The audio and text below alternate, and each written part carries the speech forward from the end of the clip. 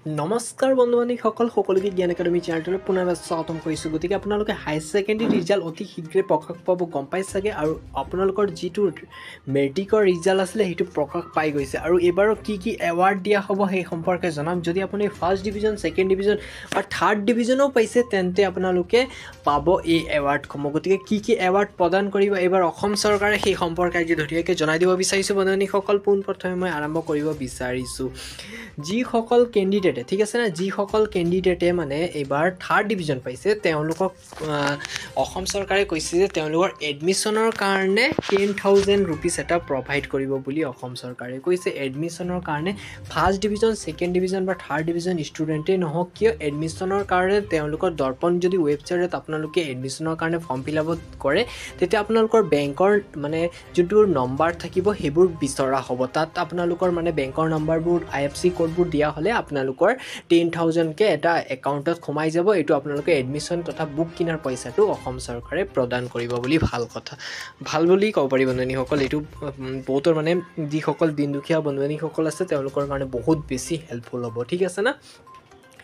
Next ক'ব বিচাৰিছোঁ যিসকলে হাই ছেকেণ্ডেৰী পৰীক্ষাত মানে উত্তীৰ্ণ হ'ব, আৰু হাই ছেকেণ্ডেৰী পৰীক্ষাত উত্তীৰ্ণ হোৱা যিসকল মানে প্ৰাৰ্থীয়ে 60% পায়, আৰু মানে ধৰি লওক 60% পাব কিন্তু গাৰ্লছৰ ক্ষেত্ৰতে, ঠিক আছে না।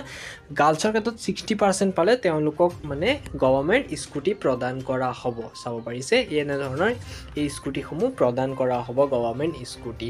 আৰু যিসকল কেণ্ডিডেটে মানে ল'ৰাৰ ক্ষেত্ৰত মানে বয়ছৰ ক্ষেত্ৰত 75% কৈছে আৰু গাৰ্লছৰ ক্ষেত্ৰত মাত্ৰ 60% যদি পায় তেন্তে হাই ছেকেণ্ডেৰী ৰিজাল্টত যদি পায় তেন্তে আপোনালোকে এই স্কুটিখন আপোনালোকে লাভ কৰিব।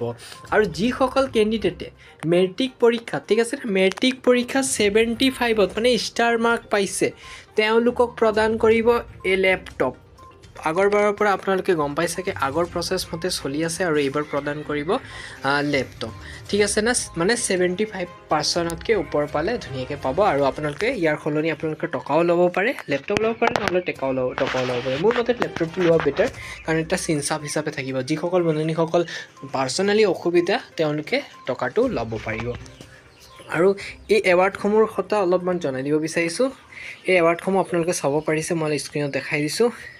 2005ৰ পৰা দি আছে। 2005ত 12,000টা দিছিলে, 13ত তাৰপিছত 6ত কিমান দিছে চাব পাৰিছে 13,000, 7ত 12,000, আকৌ তাৰপিছত দিওঁতে আপোনালোকে চাব পাৰিছে 16ত 54,197 দিছে। 5ৰ পৰ্যায়সমূহ আপডেট কৰা নাই আনন্দৰ এৱাৰ্ডসমূহ, আৰু এই এৱাৰ্ডসমূহ প্ৰতিবাৰে চলি আছে, আৰু এইবাৰো অসম চৰকাৰে প্ৰদান কৰিব। যিসকল কেণ্ডিডেটে মানে নিজৰ মাৰ্কবোৰ মানে 60%কে আপ পায় মানে, আৰু 75%তকৈ আপ পায় তেওঁলোকক প্ৰদান কৰিব, ঠিক আছে। এতিয়া গাৰ্লছৰ ক্ষেত্ৰতো বেলেগ ৰুল হ'ব, ছোৱালীৰ ক্ষেত্ৰতো ল'ৰাৰ ক্ষেত্ৰতো অলপ বেলেগ ৰুলটো হ'ব, ঠিক আছে বন্ধুসকল। গতিকে ভাল খবৰ বুলি ক'ব পাৰি। আপোনালোকৰ ৰিজাল্টবোৰ হাই ছেকেণ্ডেৰী দিয়াৰ লগে লগে আপোনালোকে ভালকৈ চেক কৰিব।